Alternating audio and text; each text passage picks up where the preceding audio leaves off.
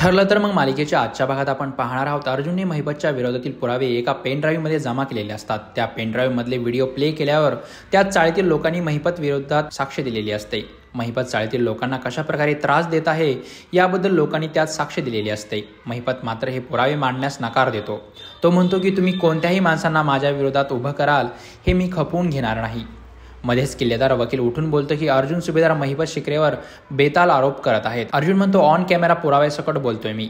अर्जुन जज समोर काही पेपर सादर करतो. त्यात जनता चाळीतील 100पेक्षा जास्त लोकांची साक्ष आणि सह्या असतात. तो कोर्टाला सांगतो हे खोटं तर नक्कीच नसू शकतं. महिपत म्हणतो 100 असो किंवा 1,00,000 असो तरीही मी हेच बोलणार की जनता चाळीतील लोकांना मी त्रास देत नाही. महिपतला आश्चर्य वाटतं की अर्जुनला जनता चाळीतील मॅटर बद्दल समजलंच कसं. किल्लेदार वकील आर्ग्युमेंट करत बोलतो की अर्जुनला महिपत शिकरेच्या व्यवसायाबद्दल बोलून काय सिद्ध करायचं आहे.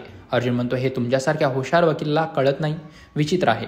नंतर अर्जुन मधुभाऊंना विचारतो की जेव्हा महिपत तुमच्याकडे आले होते तेव्हा ते हात जोडून बोलत होते का. मधुभाऊ म्हणतात की अजिबात नाही. हा माणूस धमकी दिल्याशिवाय एक वाक्य बोलत नाही. त्याने सुरा दाखवून माझी जमीन विकत घेण्याचा प्रयत्न केला. मधुभाऊ कोर्टांना सांगतात की महिपत मला बोलला बऱ्या बोलाने जमीन माझ्या नावावर कर नाहीतर तुझा मी खून करायला मागे पुढे बघणार नाही. त्याची ती धमकी ऐकून माझी लहान पोरं खूप घाबरली. एवढं बोलून मधुभाऊ रडू लागतात. अर्जुन सांगतो की महिपत शिकरे सारखी माणसं जमीन ताब्यात घेण्यासाठी कोणाचाही खून करू शकतात.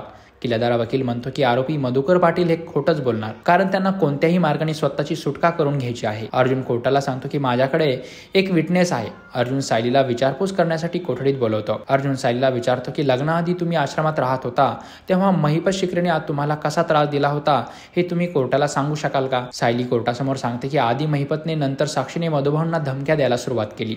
त्याचा काही उपयोग झाला नाही म्हणून त्यांनी आमच्यातल्या काही जणांना पैशाचं आमिष दाखवलं आणि त्याच आमिषाला काही जण बळी सुद्धा पडले. नंतर काही दिवसांनी मालमत्ता कर चुकवल्याची नोटीस आली. अचानक 2.25 लाख भरायचे होते आम्हाला.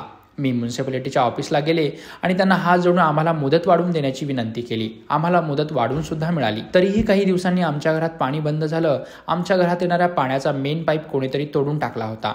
नंतर काही दिवसांनी आमच्या घरची वीज सुद्धा तोडून टाकण्यात आली. ज्या ज्या गोष्टी जनता चाळीत घडल्या होत्या त्या सगळ्या गोष्टी वास्तल्य आश्रमात देखील घडल्या होत्या आणि दोन्ही वेळीच त्याच्या मागे एकच माणूस होता महिपत शिकरे. त्यामुळे जमीन बळकवण्यासाठी हा माणूस काहीही करू शकतो. अगदी कोणाचा खूनही करू शकतो याबद्दल मला काहीही शंका नाही. चैतन्य विचारात पडतो की साक्षीला खूप टेन्शन आलं असेल. आपल्या वडिलांबद्दल असं ऐकायला कोणत्या मुलीला आवडेल. पण मी आता काहीच मदत करू शकत नाही. किल्लेदार सायलीला उलट तपासणीसाठी थांबवून घेतो.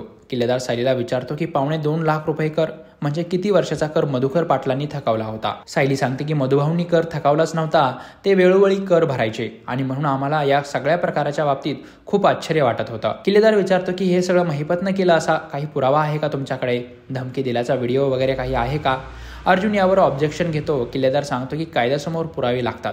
सायली आणि अर्जुन कितीही दावा करत असले तरीही त्यांच्याकडे कोणताही पुरावा नाही. अर्जुन म्हणतो की माझ्याकडे असा एक साक्षीदार आहे. त्याने दोन्ही केस जवळून बघितले आहेत. अर्जुन कुसुमताईला विटनेस बॉक्समध्ये बोलवतो. अर्जुन कुसुमताईला महिपत शिकरेचा काय अनुभव आला ते कोर्टासमोर सांगायला सांगतो. कुसुमताई सांगते या माणसाचा दोन्ही वेळेला तसाच्या तसा घाणेरडा अनुभव आलाय. त्याच धमक्या, तीच अरेरावी, तेच लाईट पाणी बंद करणं.